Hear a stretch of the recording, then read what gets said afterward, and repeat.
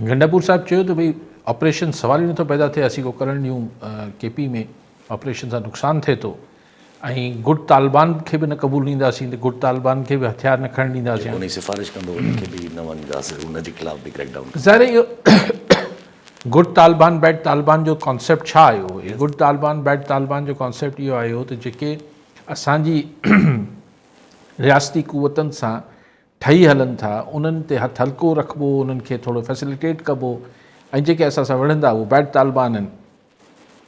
त इहो हिकिड़ो इस्तलाह त अमेरिका मां ईजादु थियो हो, वेस्टर्न मीडिया ईजादु कयो हो त पाकिस्तान लाइ हिकिड़ो इल्ज़ाम लॻंदो हो। ऐं हाणे हीअ बि गंडापुर बि साहिबु चए पियो त मूंखे जेको सिफ़ारिश बि कंदो गुड तालिबान लाइ उहो बि क़बूली न वेंदी।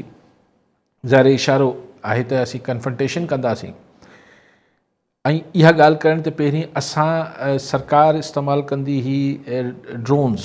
हाणे टेररिस्ट जेके आहिनि ड्रोन्स इस्तेमालु कनि पिया, त माना हाणे इहा तस्दीक थी त हीअ जेके ड्रोन्स माण्हू मुआ पियो हुते उहे दहशतगर्द इस्तेमालु कनि पिया, यानी हुननि वटि टेक्नोलॉजी आई आहे। हाणे जेके जबलनि में वेठल आहिनि ही क़बाइली माण्हू, इन्हनि खे ड्रोन सिर्फ़ु कंहिं पहुचाए त कोन ॾिनो आहे, हुननि खे भले ड्रोन हलाइणु इहो को चङे भले माण्हू जो वसी ॻाल्हि न हूंदी आहे। उन कंट्रोल करणु, सही टारगेट ते हिट करणु, त मतिलबु इहो थियो त टेक्निकल एक्सपर्टीज़ त को जेके पॾेई हथ आहिनि, स्पेशली इंडिया जेको आहे उहो उन्हनि खे न सिर्फ़ु ई ड्रोन्स प्रोवाइड करे पियो बल्कि हुननि खे ट्रेन बि करे पियो।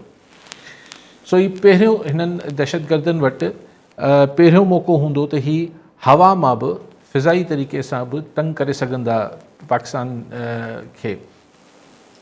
सो ख़ैर गंडापुर साहिबु चए थो त असां पाणे ठीकु करे वठंदासीं, असीं पाणे फलाणो करे वठंदासीं। ॾिसो हिते क़बाइली मामला ठीकु आहे, हुते चङा मुड़ुस कबीलनि जा सॼा विया, पर आउं जेको ख़बरूं अचनि थियूं, आउं त हुते कोन वियो आहियां, लेकिन जेके हुतां मुस्तक़िल रिपोर्ट्स थियनि थियूं, आर्टिकल्स छपजनि था, ख़बरूं अचनि थियूं ज़माने खां, त हाणे हुते हुननि क़बाइली चङे मुड़ुसनि जो एतिरो असरु रसूख़ रहियो कोन्हे। आहिनि कबीला आहिनि, चङा मुड़ुस आहिनि, पर हीअ जेके तालिबान आहिनि इहे हुननि जी हाणे उहा हिननि चङनि मुड़ुसनि जी का वैल्यू न आहे त हू पंहिंजी रिट, जीअं पहिरीं सरदार जेके कबीलनि जा हूंदा पंहिंजी हुननि जी रिट हूंदी, हाणे अहिड़ी रिट आहे कोन।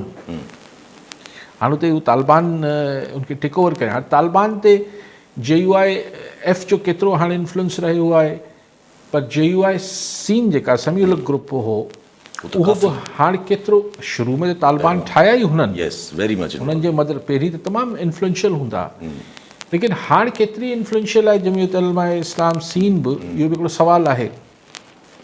ऐं जंहिं बि क़ुवतनि जे पोयां पॾेई हथ अची वञनि, पैसो अचे, टेक्नोलॉजी अचे, हथियार अचनि, त उनखे ही ॻाल्हियुनि वसीले हल करणु लोकल आउं नथो सम्झा त पॉसिबल हुजे थो। लेकिन सुवालु इहो आहे त ही ठीकु आहे, हिकिड़ी गंडापुर हिकिड़ी पंहिंजे लेवल ते हिकिड़ी प्रोविंशियल ऑटोनॉमी, ऐं चए थो त मां फ्रंटियर कॉन्स्टेबलरी खे फेडरल कॉन्स्टेबलरी थियण जे ख़िलाफ़ु कोर्ट में वेंदासीं, सभु शयूं ठीकु आहिनि, बट सोल्यूशन नथो नज़र अचे। हीअ सभु ॻाल्हियूं पाण खे इवेंट थियनि था।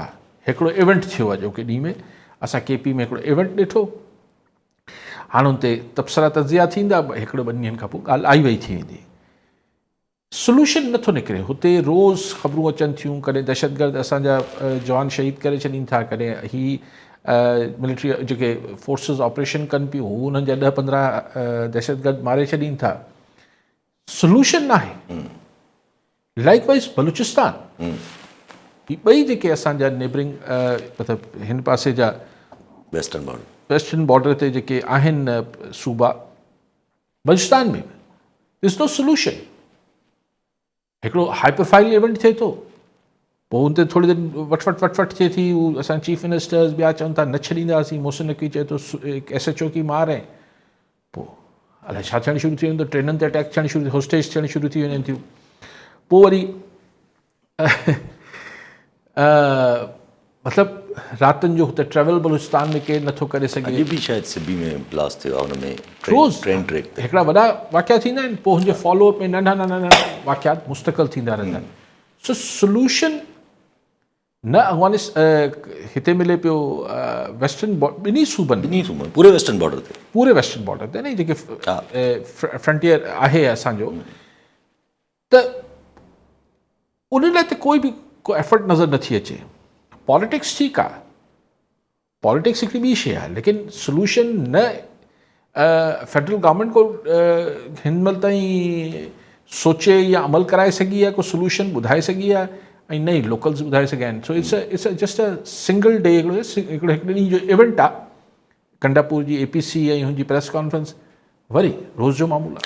अच्छा, इहो हिकिड़ो वॾो इशू आहे पाकिस्तान जा। बाज़ारि अफ़गानिस्तान सां हाणे क्लियर थी अगरि ॾिसजे त अॼु खां कुझु टाइम पहिरियां वञिजे इमरान ख़ान जे दौर में, इमरान ख़ान जे दौर खां बि अगरि थोरो पहिरियां वञिजे त ऑपरेशन ज़रबे अज़ब थियो शायदि, या कुझु ॿियो अलाए को नालो थियो शायदि ज़रबे अज़ब हो या कोई ॿियो नालो। उन खां पोइ कॉन्स्टेंटली हिकिड़ी ॼण माना हिकिड़ो परसेप्शन हो त अफ़गानिस्तान सां तालुकात ठीकु आहे, तालिबान अची विया, अचण वारा आहिनि, अची वेंदा, अची विया, पोइ तालिबान, पोइ साईं ॻाल्हि थींदी मुल्क में हिकिड़ो ॿई सुठे हुन सां रहंदा, निगोशिएबल थींदा, टर्म्स थींदा, कुझु ॻाल्हियूं थींदियूं, वरी पोइ एतिरो वधी वियो जो TTP सां बि निगोशिएशन थी विया, पोइ अचानक सां सॼी पॉलिसी चेंज थी वई। हाणे पॉलिसी अची वई त भई फाइट करिणो आहे। त इहे बि त शयूं मिक्सअप थी वञनि न।